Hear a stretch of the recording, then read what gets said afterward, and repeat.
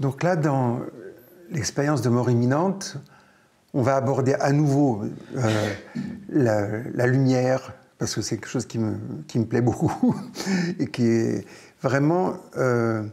c'est l'approche avec laquelle on attire les papillons, c'est-à-dire nos âmes. Et donc, comme si Dieu il avait mis un peu de la lumière, et on est là. Et voilà, on est attiré par cette lumière. Et là, on a vu la dernière fois que cette lumière est amour. Et cet amour est présence. Et pour moi, c'est ça qui est important. Et en méditation, je dirais que quand on va méditer sur la lumière divine dans le cœur, et puis qu'après, Baboudji dit, vous savez, c'est une lumière sans lumière, parce que ça va vraiment à l'essence même.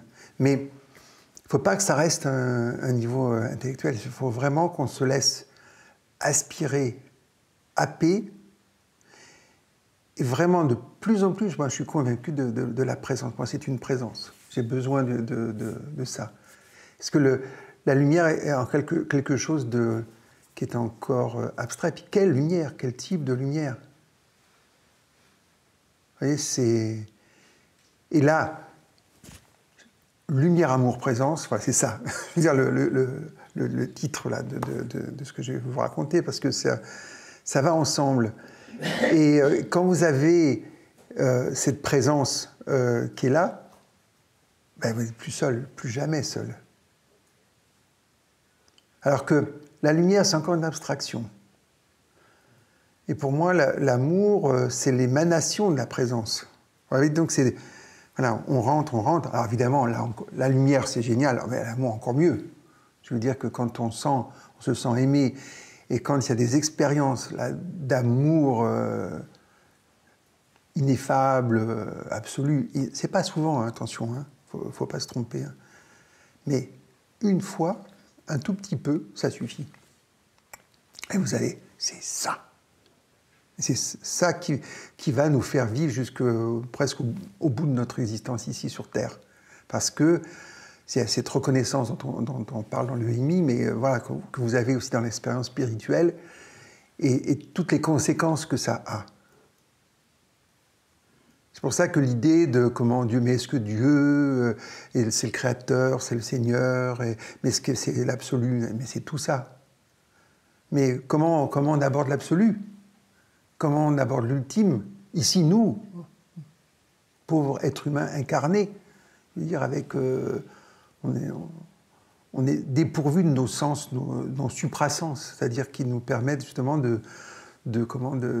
d'accéder à ça. C'est pour ça que moi je vous parle beaucoup des sens du cœur, de la clairaudition, de la clairvoyance, c'est-à-dire et de la clairscience, c'est-à-dire que dans le deuxième niveau de profondeur du cœur, parce que là, il y a quelque chose d'autre qui prend le relais, il y a une réalité qui est plus en phase immédiate avec, avec cette réalité. Et on a, alors là je suis obligé de vous le dire aussi, mais on a aussi les mêmes sens au niveau de l'esprit. Parce qu'on entend par l'esprit, on voit par l'esprit, et c'est ce que je vous disais la dernière fois, c'est extraordinaire, les aveugles qui voient de l'autre côté, qui se voient, qui voient les couleurs, qui voient les formes. Donc, vous voyez bien, donc on s'aperçoit que nos 5 sens ne sont que le reflet de sens cosmiques, parfaits, connectés par la supraconscience donc à la réalité de l'univers, bon, pour certains le royaume de Dieu, et que notre réalité ici n'est que le reflet de celle-là. Donc, ce qui est en bas est comme ce qui est en haut. D'accord? Alors c'est génial, parce que comme on a ce reflet parfait sur Terre, on peut, justement, si on affine, si on va vraiment dans l'essence des choses, être en contact avec cette dimension cosmique, que moi j'appelle le royaume de Dieu, mais c'est une dimension cosmique de l'être, et qui voilà, et donc donne accès. Donc c'est intéressant aussi de réorienter, de voir comment on fait. C'est pour ça que dans la méditation, au lieu d'être tourné sur l'extérieur, comme là on a vu là, ce matin la Corse au loin, le lever de soleil fabuleux, bon, évidemment on est là. Et ouais, mais voilà, on ne peut pas rester tout le temps dedans. Il faut réorienter les sens vers l'intérieur pour retrouver cette beauté magnifique et qui est l'origine de toutes les beautés. D'accord? Voilà, donc ça, c'est ça qui me branche. Et je pense, ils n'ont pas dit, mais je pense que c'est pareil, que les sourds entendent. Parce que le son est là. Il y a le son sans son, et après, en descendant, il y a une densité qui fait qu'on va capter différemment. Mais la clairaudience, c'est ça. Et c'est une des qualités du cœur, du chakra du cœur, de l'anahata chakra, et du cœur bon, en lui-même, c'est l'audition. Et c'est très intéressant, parce que la plupart des impressions des samskaras sont formées à partir des yeux, de tout ce qu'on voit. Donc la vision est secondaire, parce que vous voyez, dans la vision, on se projette quelque part et on regarde, c'est plus extérieur. Alors que dans l'audition, on est plus comme dans un état de prière, et on reçoit, on est plus humble par rapport au divin, par rapport à Dieu, et on écoute humblement. Vous voyez un peu le... Alors que, pareil, la prière, c'est encore... Vous voyez, on va vers... Alors, ce qui est intéressant, ce sont les allers-retours, évidemment. Hein, voilà. Donc, cette lumière, donc, pour rejoindre Babaji, ça va vers la lumière sans lumière, la lumière de l'aube. Toujours ces lumières un peu paradoxales qui sont là sans être là. C'est extraordinaire. Je vous invite, même pas pour méditer, hein, normalement ça devrait, mais juste pour apprécier ce moment fabuleux là, voilà, entre deux. Et là, je pense qu'on est en relation avec une autre réalité. C'est pour ça que dans toutes les voies, on vous dit, mais méditez avant l'aube, utilisez même le crépuscule. Bon, après, on peut utiliser aussi le zénith, où vous avez la lumière bam, qui est forte. Sauf que celle-là, elle est éblouissante. Alors que la lumière dont on parle, elle est plus forte que la lumière du soleil. Elle est plus forte oui, que celle du soleil, mais elle n'est pas éblouissante. Vous voyez encore, donc ça c'est intéressant. Donc, la nature de la lumière, donc dans la mort, l'expérience de mort imminente,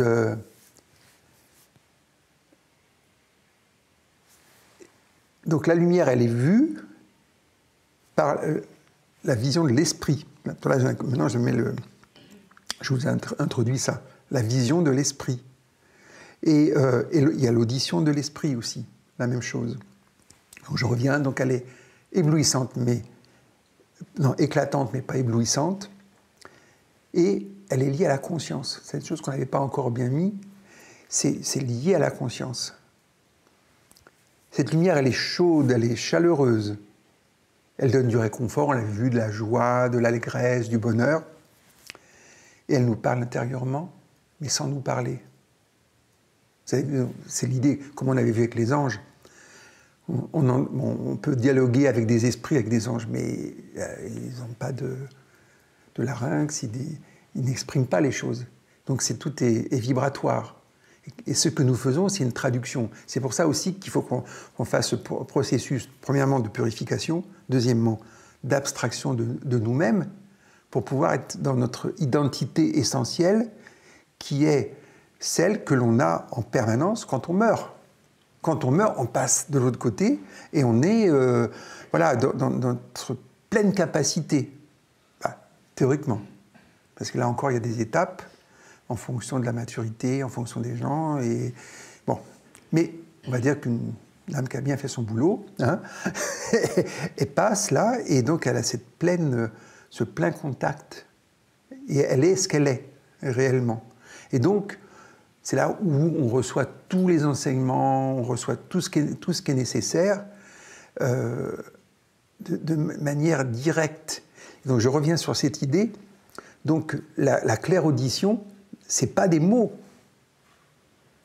Alors c'est pour ça qu'on dit c'est le verbe. Le verbe, c'est un son qui provient, on va dire, du souffle de Dieu, et qui, en passant dans la matière, mais la matière subtile, hein, bon, crée voilà, des sons. C'est pour ça que spirituellement, par exemple dans le Surabhaya Yoga, en fonction des niveaux, des dimensions, donc des royaumes ou des dimensions de conscience, des niveaux de conscience, vous avez un son extrêmement subtil qui se densifie. Et on peut reconnaître là où on est au type de son.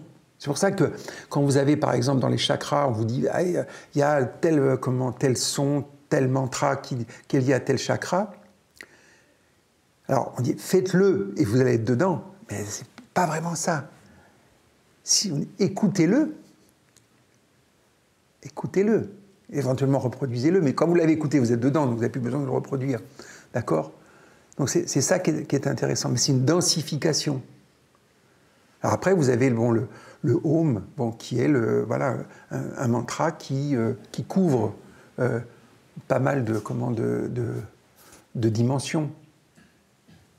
Ça ressemble comme dans l'islam, les 99 noms de Dieu. Mais en réalité, il n'y en a qu'un. C'est le nom, sans nom, on va dire, des Hébreux aussi. Mais on dit Allah, mais c'est pas. Mais ça, voilà, qui couvre tout. Mais le problème, c'est que comment y accéder? Alors on y accède, ben, on écoute. Donc après, on traduit. On entend des mots. Mais on les entend comment? On les entend à travers nos filtres, à travers nos tendances. C'est pour ça que pour quelqu'un qui va être un clairaudient au niveau spirituel, il va complètement être effacé et branché sur des dimensions très élevées.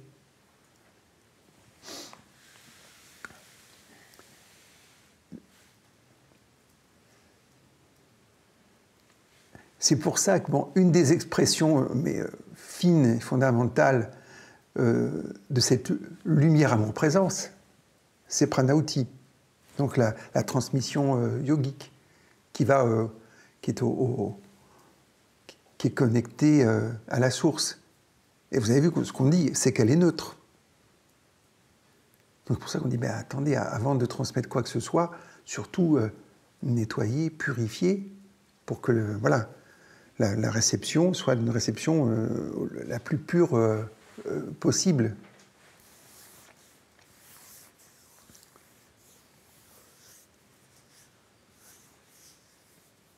Donc cette lumière, elle nous invite à nous unir à elle.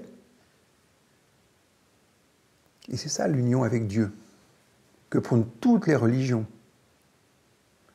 Et donc à partir de là, quand on y arrive, alors on le met sur... C'est un symbolique, c'est Sahasrara al-Kamal, le son du pétale, le chakra coronal. C'est cette union. C'est pour ça que c'est une lumière, là aussi, sans lumière. Et quand on regarde la description du chakra, là, on dit qu'il n'y a pas de couleur, ou il y a toutes les couleurs. Voilà, c'est comme on veut, quoi. Ça revient au même, quoi.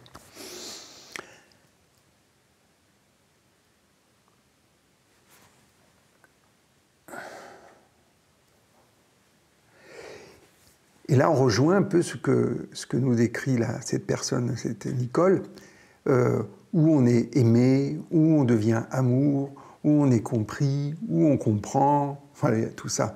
Et ça, c'est l'union à Dieu. Vous voyez? Mais pour avoir ça, ben, il faut avoir un choc de voiture, voilà, bing, et on part, voilà, et à ce moment-là, on est face à soi. Ou alors, ben, une méditation profonde qui demande malheureusement des fois des années ou des secondes, ça dépend de là où on en est, pour le réaliser. Parce qu'il y a des gens, ils ont des... Mais souvent, ceux qui ont ça comme ça, c'est comme les EMI, on leur dit « Regarde, c'est là ». Fait « Ouais, c'est ce que je veux ». Ok, bosse maintenant. Et on rame. Alors des fois, c'est... allez. J'étais toujours, quand j'étais plus jeune, je me disais, oh là là, ils disent que pour arriver à faire un chemin, c'est au moins 30 ans, quoi. 30 à 40 ans de travail. Oh, quand on est jeune, ça fait loin, ça, hein, vraiment. Et puis, ben oui, c'est Et en même temps, c'est une illusion. Parce qu'on va vers, mais c'est déjà là, puisqu'on l'a déjà vécu. Vous voyez? Alors, on chemine, mais on n'a pas besoin de cheminer. C'est que après, on réalise quand on y est, mais qu'il n'y a pas de cheminement. Et pourtant, on chemine. Bon, ça, c'est du devot spirituel.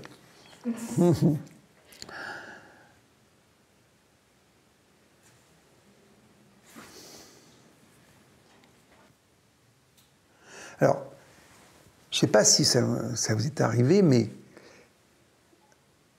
une fois, avoir été aimé comme jamais on a été aimé, mais intérieurement. Ça, c'est c'est fondateur. Et ça, c'est la reconnaissance de l'amour. C'est ce que nous permet des fois la présence des saints, des maîtres, et comme ça, et des moments, tac, c'est là. Et il n'y a pas besoin de plus, hein, parce que c'est reconnaissance extraordinaire. Et cet amour, c'est pour ça que surtout, vous ne l'enfermez pas. Si vous l'avez vécu, c'est présent à jamais. Donc vous aurez toute votre vie. Et vous pouvez y faire référence quand c'est difficile. Ce que j'appelle, moi, c'est là l'expérience de Dieu. Alors ça peut être un ange, un archange, mais pour moi, c'est des expressions divines, même qu'on vit au travers des maîtres. Parce que là encore, on nous donne des êtres de lumière pour accéder, puisqu'on n'arrive pas, on n'est pas assez subtil pour accéder à l'ultime.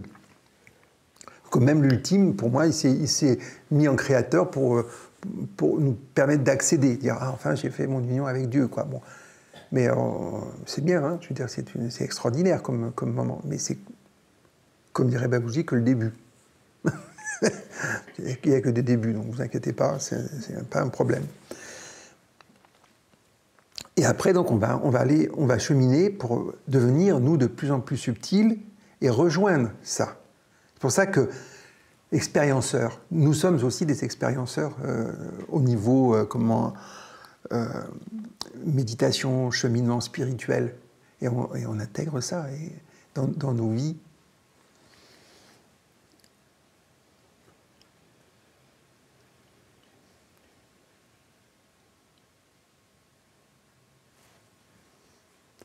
Il y avait une chose aussi que vous vous souvenez, il y a bien longtemps, j'avais partagé, c'était de donner son cœur au Seigneur. Vous vous souvenez de ça? Ça vous tente? On y va.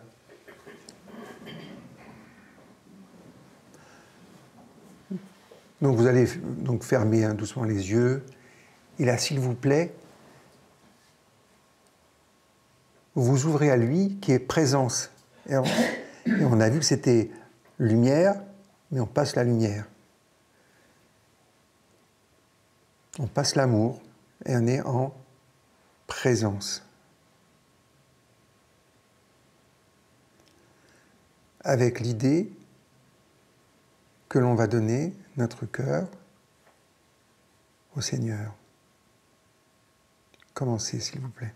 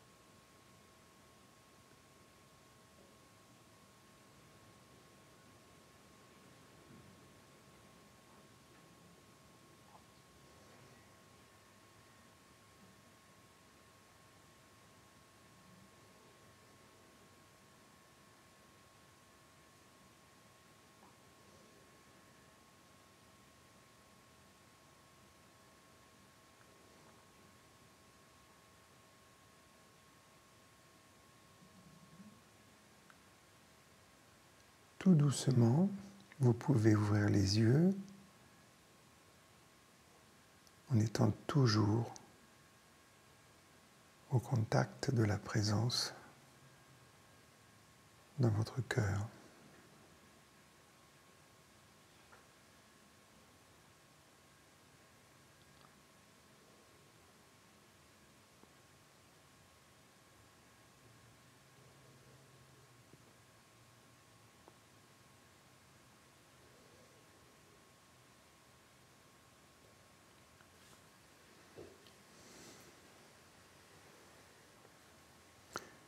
J'aimerais revenir sur le processus que ça représente.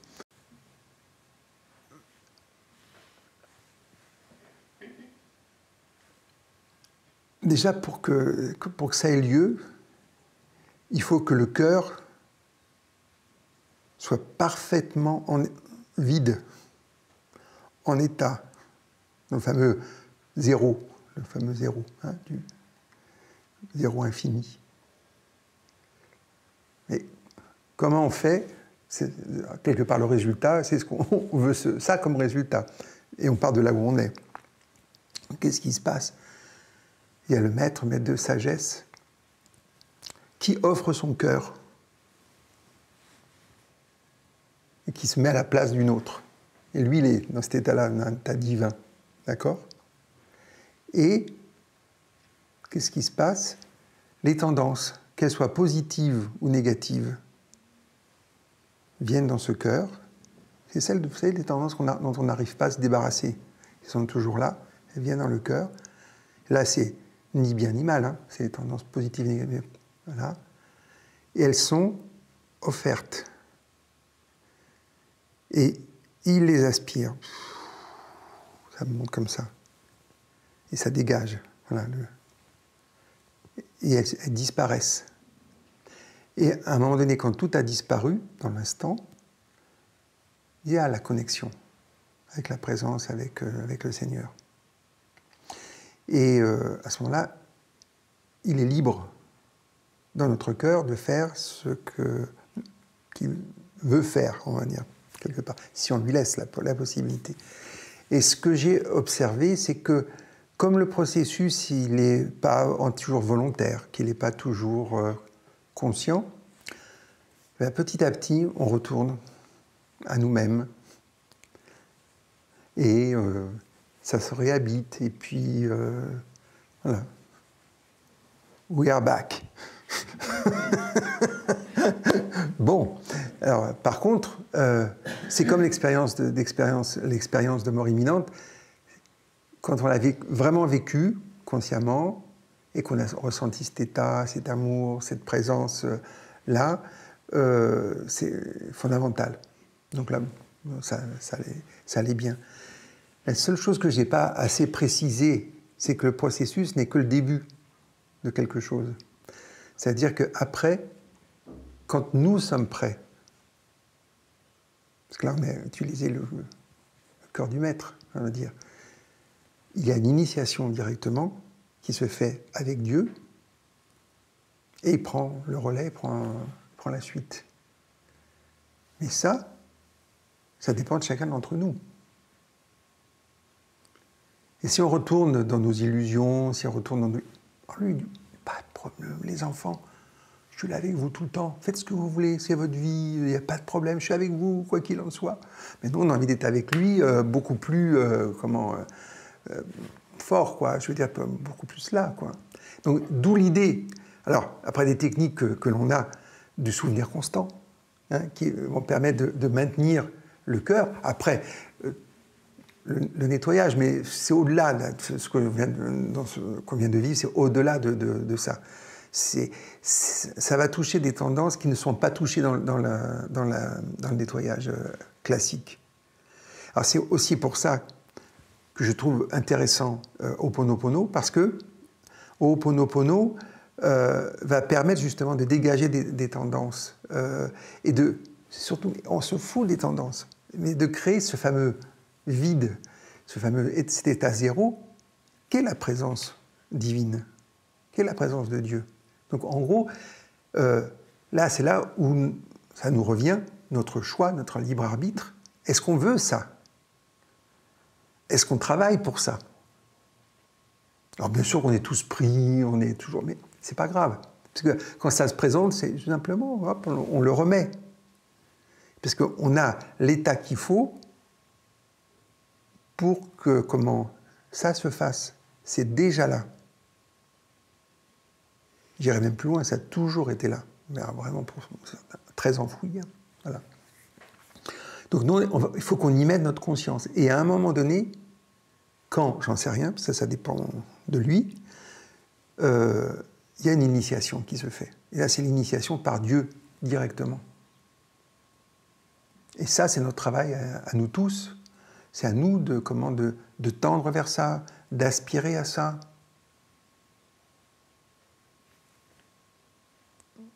Et si on ne le fait pas, il vous dit, c'est pas grave.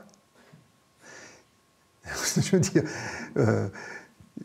c'est jamais un problème. Il est avec nous de toute éternité, il nous accompagne pour toute l'éternité. Et puis voilà, et vous avez vu que, non, vous le verrez demain, le temps, alors là, il n'y a qu'ici qu'on le vit comme on le vit. De l'autre côté, ça n'a pas d'incidence. Mais quand même, je vous invite à ça, parce que c'est vraiment très intéressant. Donc il y a une partie qui est donnée, et l'autre qui doit être travaillée, je dirais, mais un travail sur le travail, on va dire, mais justement pour voilà, créer cet état intérieur, pour que volontairement, consciemment, on l'accueille. Et jamais Dieu s'imposera, mais jamais. C'est fondamental. C'est pour ça que des fois, quand je vois dans les spiritualités et les religions qui disent « ouais, il faut faire ci, il faut faire comme ça, si vous ne le faites pas, il se passera ci », pas du tout. Si Dieu, il ne nous impose rien, pourquoi des êtres humains, même aussi importants soient-ils, hein, on va leur donner ça hein, quand même, ils peuvent faire différemment de Dieu.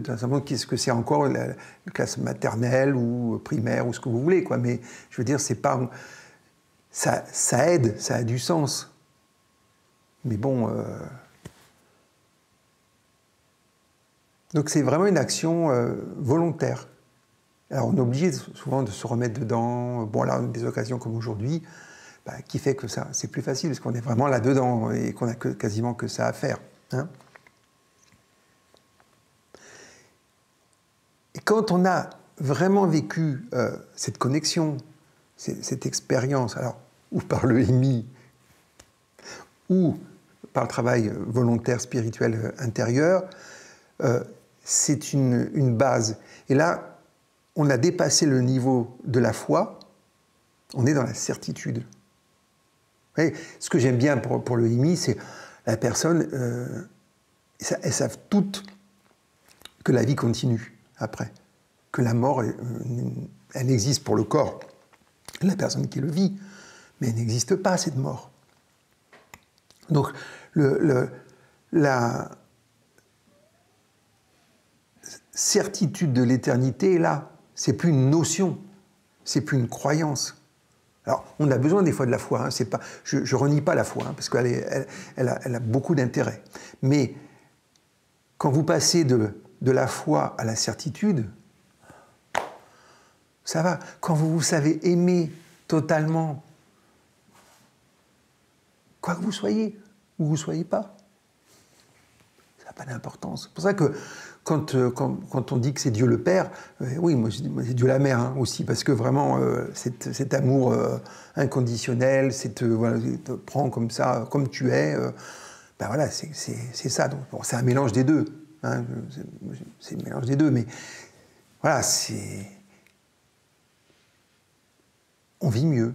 Alors, le problème, c'est... Alors, quand on vient sur Terre, on a de l'amnésie, mais des fois, on fait double amnésie. Hein, je veux dire, parce que je vois des gens qui ont vécu des expériences spirituelles extraordinaires, et ils oublient.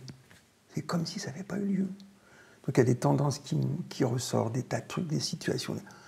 C'est hallucinant, pour moi en tout cas. C'est hallucinant. Il y a encore l'oubli de ça. Alors c'est pour ça qu'on est une communauté aussi, parce que bon, faut s'entraider, il y a un compagnonnage. Donc il y a tout un compagnonnage et un multi-compagnonnage. Je veux dire, parce qu'il y a ceux qui sont très près, et puis on est des groupes comme ça, et puis après on a un gros compagnonnage, ça s'appelle l'humanité. Hein, voilà. Ça paraît un peu plus lointain, mais un peu plus théorique, hein, mais voilà, c'est quand même c'est intéressant. Donc on a cette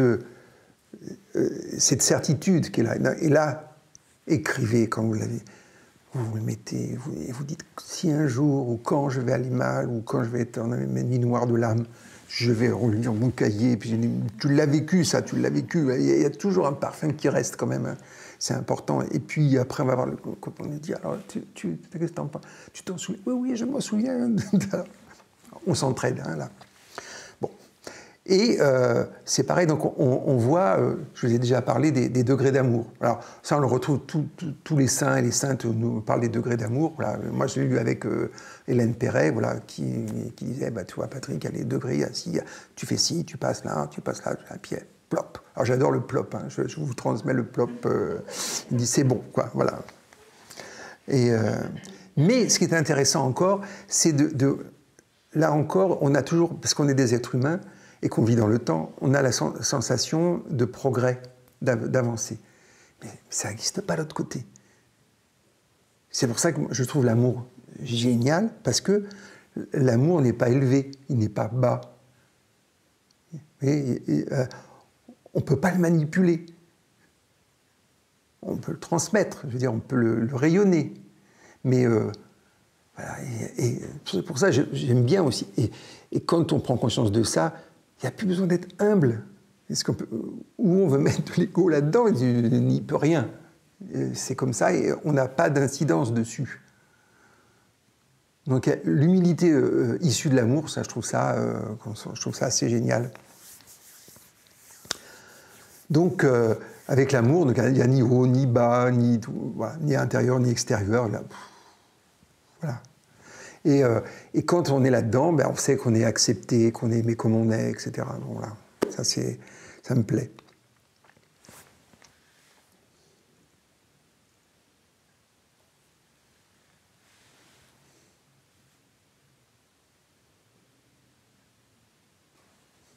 Donc là, je reviens à ça. Donc, surtout, quand vous avez des expériences fondatrices comme ça, il faut se les prendre. Alors ça, c'est comme les EMI. On s'en souvient parfaitement. Parce que l'un qui dit c'est comme des rêves. La différence entre l'EMI ou l'expérience spirituelle fondatrice, hein, je l'appelle comme ça, à vie en détail, sans problème, 30 ans après, on peut vous raconter exactement ce qui se passe. Alors que le rêve, il faut écrire rapidement pour ne pas le louper, quoi. Donc c'est pour ça qu'on dit, ah, est-ce que c'est une illusion? Pas du tout. Puis vous le savez. C'est ça. Donc après, là encore, je dis, mais pourquoi on vient sur Terre, puisqu'il y a déjà cette connexion? Ben, on vient pour le rejoindre. Il y a un processus d'évolution et qui passe aussi, encore sur cette Terre-là, avec des épreuves, avec des souffrances et avec des manières de les passer. C'est ça qui est intéressant. Et ça nous fait grandir très vite. Alors c'est étonnant parce que on se dirait, mais en contact au plus près de la source, on devrait quand même, ça serait bien, quoi. Mais non, on n'évolue pas comme on évolue ici.